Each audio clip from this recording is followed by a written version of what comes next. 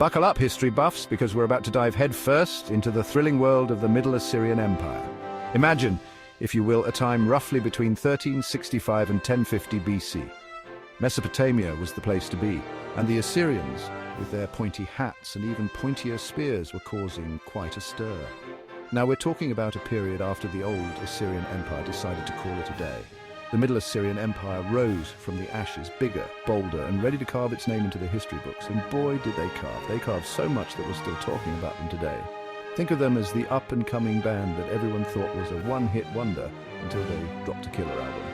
The Middle Assyrian Empire was here to stay, and they weren't taking prisoners. Well, technically, they were taking a lot of prisoners, but that's beside the point.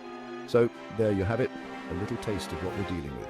Fasten your seatbelts, because this is going to be one bumpy, hilarious, and surprisingly informative ride through the annals of history. Now, what's an empire without a few larger-than-life rulers to spice things up? The Middle Assyrian Empire had its fair share of these charismatic, cunning, and sometimes downright terrifying leaders. First up, we have Ashur-uballit, the OG comeback kid. This guy took the throne when Assyria was basically the underdog's underdog. But did he cower in fear? Absolutely not. Ashur-uballit, I looked those challenges dead in the eye and said, "Not today, adversity. It's time for Assyria to rise again," and rise they did. Under his iron-fisted rule, and probably some pretty convincing speeches, Assyria broke free from the shackles of its enemies and started flexing its military muscles. Ashur-uballit, I laid the groundwork for what would become a period of unprecedented expansion and power. He was like the Richard Branson of the Bronze Age, only with fewer spaceships and more chariots. Next we have Tukulti-Ninurta I, the empire's resident overachiever. If Ashur-uballit I was the one who set the stage, Tukulti-Ninurta I was the one who brought the house down. This guy was ambitious, to say the least. He didn't just want to rule Assyria, he wanted to rule the world, okay? Maybe not the entire world, but he conquered a sizable chunk of Mesopotamia and even took on the mighty Babylonians. Spoiler alert, he won. Let's be honest, folks, the Middle Assyrian Empire wasn't exactly known for its diplomacy. These guys preferred a more direct approach.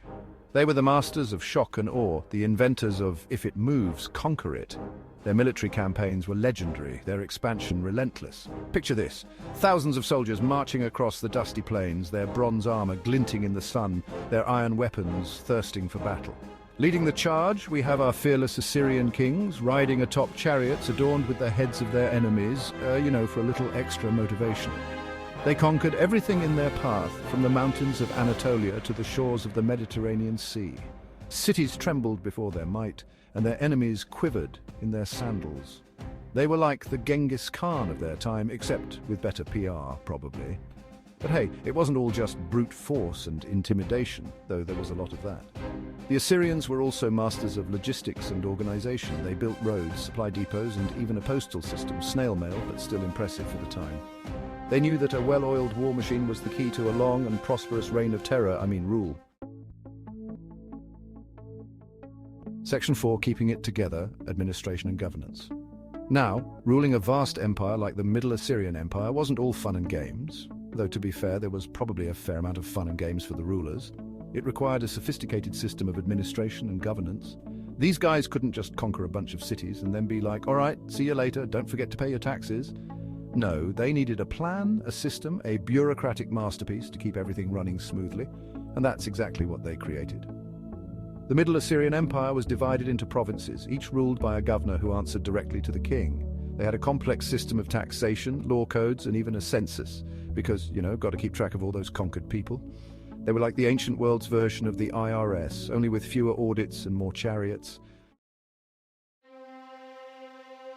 Section 5, more than just brutes, culture and technology in Assyria. Now, you might be thinking these Assyrians sound like a bunch of bloodthirsty warmongers, and you wouldn't be entirely wrong. But there was another side to them, a side that appreciated art, literature, and even a bit of technological innovation. Shocking, I know. They were masters of sculpture and relief carving, their palaces adorned with intricate scenes of war, hunting, and everyday life. Their libraries were filled with clay tablets containing everything from epic poems to medical texts. Turns out even bloodthirsty conquerors need a good doctor every now and then. They made significant advancements in areas like metalworking, irrigation, and even developed a unique form of siege warfare, because, let's face it, they really liked conquering things. They were like the Renaissance men of the Bronze Age, only instead of painting the Mona Lisa, they were conquering their neighbors. Section 6. All empires must fall, the end of an era. Even the mightiest of empires crumble eventually, and the Middle Assyrian Empire was no exception. After centuries of dominance, cracks began to appear in their seemingly impenetrable armor. Internal strife, external pressures, and maybe even a touch of too much of a good thing led to their eventual downfall. It's like that old saying, what goes up must come down, or in the case of the Middle Assyrian Empire, what conquers everything eventually runs out of things to conquer. But hey, they had a good run, right?